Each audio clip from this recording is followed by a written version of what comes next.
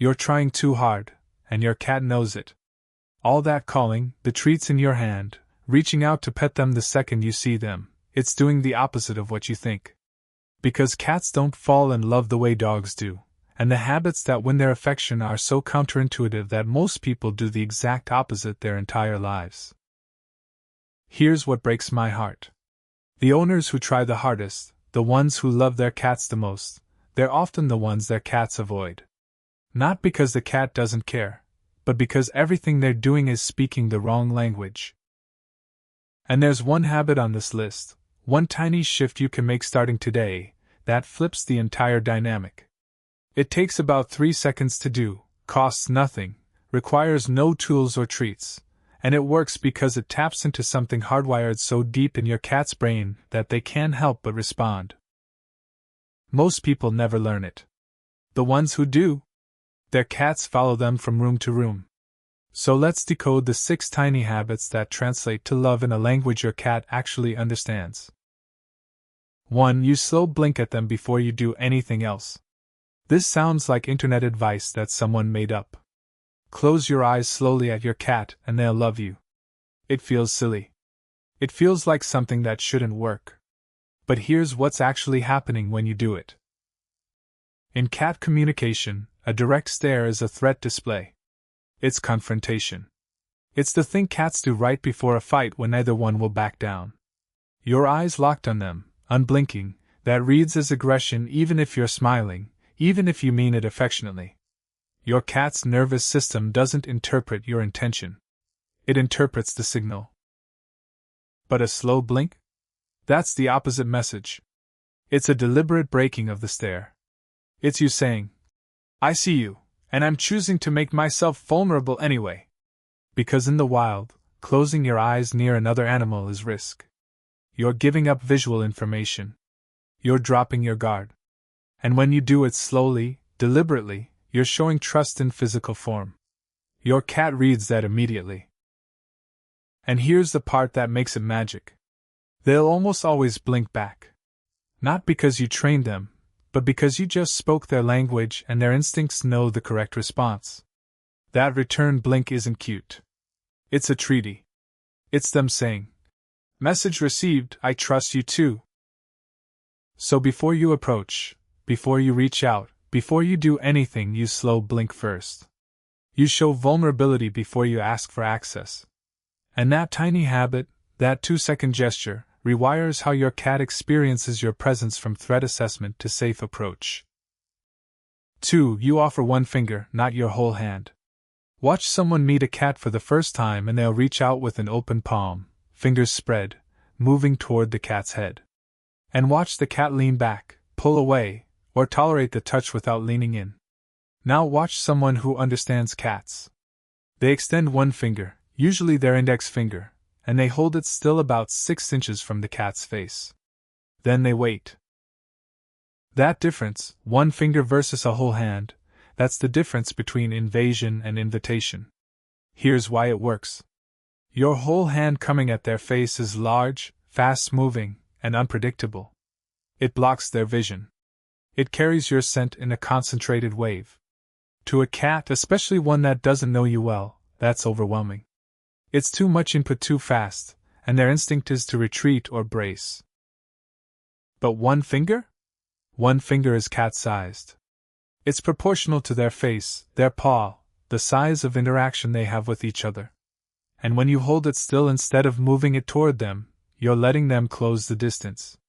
You're giving them control over whether contact happens at all. And here's what they do with that control. They lean forward and touch their nose to your finger, or their cheek, or they rub the side of their face along it. And in that moment, they're not just smelling you. They're marking you with the scent glands in their cheeks, claiming you as safe, as theirs, as part of their colony. You didn't pet them. You let them claim you. And that distinction is everything. 3. You get low, and you stay still. Cats operate in a world where size equals threat. Larger animals are predators. Height is dominance. That's not opinion, that's survival coding written into every fiber of their instincts. So when you stand at full height and move toward a cat, you're approaching as a predator whether you mean to or not. But here's the habit that changes it. You sit down first. You get on the floor, or you crouch, or you settle on the couch before you call them over. You shrink yourself to closer to their level. And then, this is the part people skip, you stay still. You don't reach for them. You don't pat your lap. You don't make yourself the active party. You become furniture. Comfortable, safe, stationary furniture. And you wait. What happens next tells you everything about trust. A cat that feels safe will approach. Not because you called, but because you stopped being a looming presence and became a landscape feature they can investigate on their terms. They'll circle you. They'll sniff your knee, your hand, the edge of your shirt. And if you stay still, if you don't grab at them the second they're in range, they'll often climb onto you on their own. Not because you convinced them. Because you gave them the space to choose. And a cat that chooses to be near you bonds 10 times faster than a cat you've repeatedly reached for.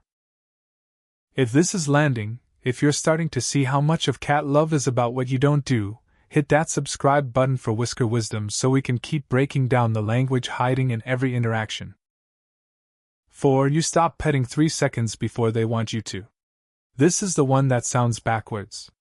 Your cat is purring. They're leaning into your hand. Everything says keep going. But here's the habit that builds obsession. You stop early. You give them 3 or 4 good strokes, then you pull your hand back and wait. And most of the time, if you read it right, your cat will nudge your hand with their head, or step closer, or meow. They'll ask for more. And that ask, that's what you've been waiting for. Because here's what just happened. You didn't pet them until they walked away or got overstimulated. You didn't push to the point where they had to enforce a boundary with a bite or a sweat. You stopped while it still felt good, while they still wanted it. And then you made them request the continuation. You turned petting from something you do to them into something they request from you. That flip is massive. Cats don't like being acted upon. They like being in control of what happens to their body. And every time you pause and let them reinitiate, you're handing them that control. You're teaching them that affection happens at their pace, that you'll stop when they need you to, that they're safe to ask for more because you're fluent in consent. And cats that feel that safety? They don't just tolerate touch. They seek it out. They'll start the interaction instead of waiting for you to. Because you've proven you're listening. 5. You ignore them for the first 5 minutes you get home. Everything in you wants to greet your cat the second you walk in. You've been gone for hours. You miss them. So you call their name, you reach down, you try to pick them up. And your cat does that thing where they twist away or go stiff in your arms or trot off to another room. You're doing it again. You're approaching with your energy, your agenda, your timeline. Here's the habit that flips it. You come home and you ignore them completely. You set your bag down. You take off your shoes. You go to the kitchen, pour water, check your mail. You act like they're not even there. And within minutes, maybe seconds, your cat will appear. They'll weave around your ankles. They'll jump on the counter near you. They'll vocalize. Because you just did something almost no one does. You gave them the chance to greet you instead of forcing them to receive your greeting. Cats are not dogs. They don't do excited reunion rituals on command. But they absolutely have reunion behavior. It just has to be initiated by them when their nervous system is ready. When you ignore them first, you're not being cold. You're giving them the space to process that you're back, to shift out of the low stimulation state they were in, and to approach you when they're ready to engage. And a cat that approaches you will stay longer, be more affectionate, and actually want the contact instead of enduring it. 6. You exist near them doing nothing at all. Here it is. The habit I asked you to remember? The one that sounds like it can't possibly matter but does more than everything else combined. You sit in the same room as your cat, and you do nothing with them. You don't call them over. You don't try to play. You don't reach out every time they walk past. You just coexist. You read a book. You scroll your phone. You fold laundry. And your cat is somewhere in that same room, on the chair or the shelf or the floor, doing their own thing. And that's it. That's the whole habit. Parallel presence. Shared space without agenda. And here's why it's the most powerful thing on this list. Cats bond through proximity over time, not through intensity of interaction. They don't need you to engage with them constantly. They need to know you're a stable, predictable, safe presence in their environment. Every time you share space without demanding anything from them, you're making a deposit in a trust account you can't see. You're teaching their nervous system that being near you doesn't come with obligations or surprises. That you're not a source of unwanted interaction. That they can relax around you. And over days, weeks, months of this, something shifts. Your cat starts choosing to be in whatever room you're in. Not on you, not asking for anything, just near you. And that nearness, that voluntary proximity, that's cat love in its purest form. Here's what all 6 of these habits have in common. They're about subtraction, not addition. You're not doing more to win your cat's love. You're doing less. You're removing pressure, removing force, removing the human tendency to push affection onto a creature that experiences affection completely differently. Slow blinking instead of staring. One finger instead of grabbing. Getting low instead of looming. Stopping early instead of oversaturating. Ignoring instead of overwhelming. Existing instead of performing. Every single one is about pulling back and letting your cat come to you. And that's the secret everyone misses. Cats don't fall in love with people who try the hardest. They fall in love with people who make them feel the safest. And safety for a cat is control. Control over their space, their body, the pace of interaction, the choice to engage or withdraw. When you hand them that control through these tiny habits, you're not losing authority. You're speaking their language.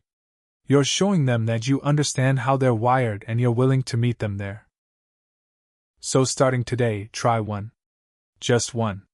Slow blink before you approach. Offer a finger and wait. Sit on the floor near them and read. And watch what happens over the next week. Because the cat that used to walk away might start walking toward you.